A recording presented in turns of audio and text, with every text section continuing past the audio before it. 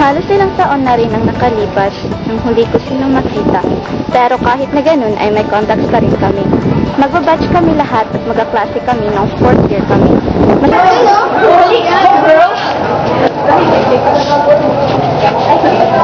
Hi, Jen! Hi guys. So, how's your life going without me? Well, I'm missing you so. After we broke up, it's been sad. Nasa pa rin naman ako na magkakabalikan ko. If you still love me.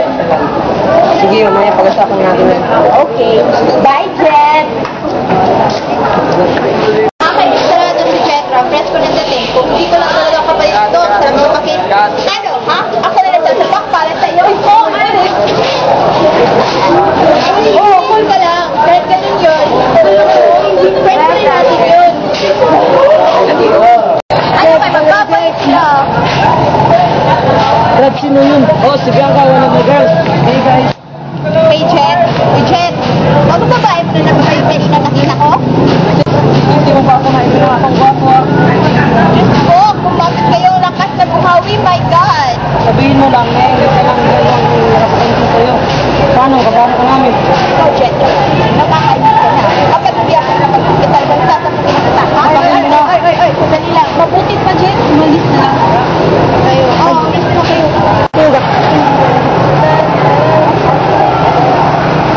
Oh, ano ba, Jen?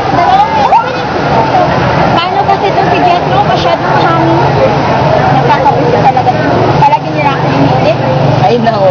Nagkaroon nating magkakaibigan, hindi pa kayo nasanay sa kanya. Basta palagi na lang niyang inilit. Sorry talaga sa ginawa ng kapatid ko yun. Ewan ko ba? Kami magkapatid. Ang tinatanong ko, sarili ko, magkapatid pa talaga kami. Lagi ka naman, parang hindi mo maging kapatid. Okay ka na? Next? Hindi naman ako tomboy. Tsaka, hindi rin naman ako lalaki na nagmumukhang babae.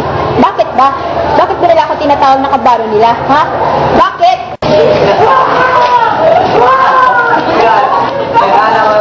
Oh, Ari! Bakit kasi siya lang binabunta ng galit? Hindi, alam ko naman ako siya lang sorry. Kasi yan yung ito eh. Tinatawag niya ako kabaro. Paano ba naman kasi? Hindi ako para tomboy. Dahil sa paglamag mo kasi eh. Bakit ba? Ano problema sa panalamit ko? Ang panalamit ko dahil pang lalaki. Kaya tinatawag na tomboy. Oo. Ay, naku, almost 30 minutes na nga pala. Nag-aalis na ang classmate natin. Sige, bye. Thank you nga pala. Pare, alam mo, dapat ka na kasi magtino. Huwag yung mga puro chicks. Alam mo pare, part-time ko lang sila. At saka, habang bata ka pa, magpakasawa ka muna sa chicks. Sabi nga nila, Nasa nagbatas si na Chuli, kung saan saan iniwan ng mga bag na... Ano pa? Kasi nag-ingat eh. Check, no? At iba naman sa paglalakad mo, napakayakap mo. Ha? Akala mo sa'yo itong hallway. Bakit ka ba kasi naglalakad ng tatalbos? Bakit? Nasaan ko na ba mga mata mo?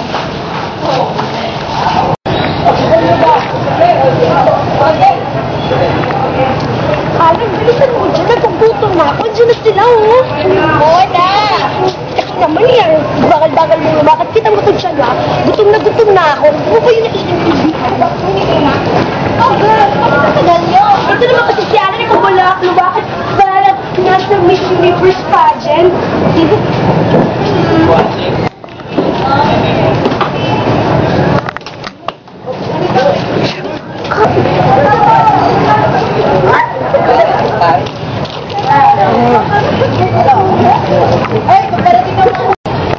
oh girls, kakain na pala kayo, hindi mo na kayo naghintay. Paano naman kasi kung hindi kami kakain? Dahil tagal-tagal nyo kayong dumating. Paano kung hindi na kayo dumating, hindi din kami kakain? Kaya, Ako, Sanday, wala namang pagkakataon na hindi ka gutom.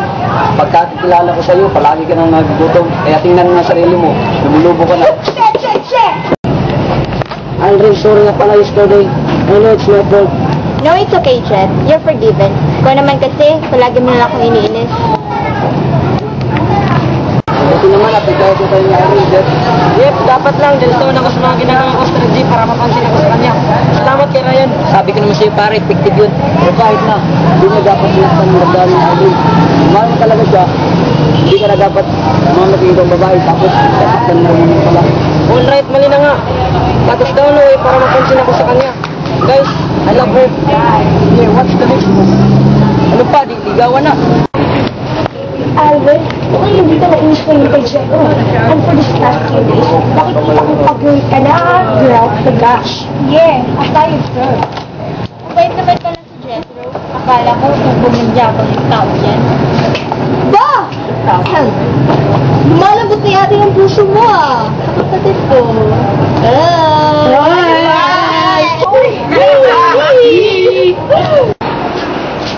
Alvin, sandali lang. O ikaw pala, Jet. Eh ano kasi, may sasabihin ako sa'yo. Sa susunod na lang, mag-usap pa kami ng kapatid mo. Alvin, please listen to me. Lahat ng mga ginagawa ko, ang pangangasal ko sa'yo, lahat ng yun ay pakitang tao lamang para mapansin mo ako. Hindi ko maintindihan.